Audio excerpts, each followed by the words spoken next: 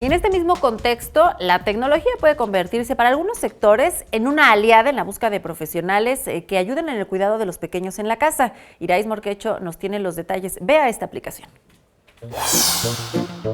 La tecnología puede ayudar a las familias a encontrar a la persona adecuada para el cuidado de los menores de edad, como la aplicación Nanap, instrumento que conecta a las familias con las cuidadoras. Estas mujeres lo que hacen es acompañar a los niños en su casa, pero un acompañamiento de calidad. No solamente se le echa el ojito y se le baña, o se le hace de comer, o se le cambia el pañal, o se le ponen juegos, películas, o se le leen cuentos que vayan acorde a su edad. O sea, también es educación, se les ayuda a hacer la tarea y pues lo más importante, no es que estén en buenas manos. Nanap cuenta con más de 30 profesionales en el cuidado de los niños. Usted puede contratar a una enfermera, psicóloga, pedagoga o puericulturista para cuidar por horas de sus pequeños.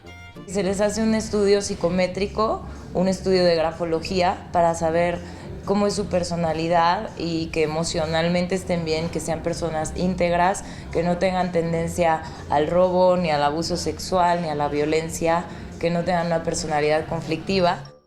También cuentan con una certificación de primeros auxilios y con un seguro contra accidentes para el niño y para la nani de la guarda, como se hacen llamar en la app. Para su mayor tranquilidad, desde la misma aplicación se pueden enviar mensajes, hacer llamadas y solicitar foto o video a la nana. Tiene diversas tarifas debido al perfil de cada nani y las horas contratadas. La aplicación también cuenta con servicio de cuidado para personas con discapacidad y adultos mayores.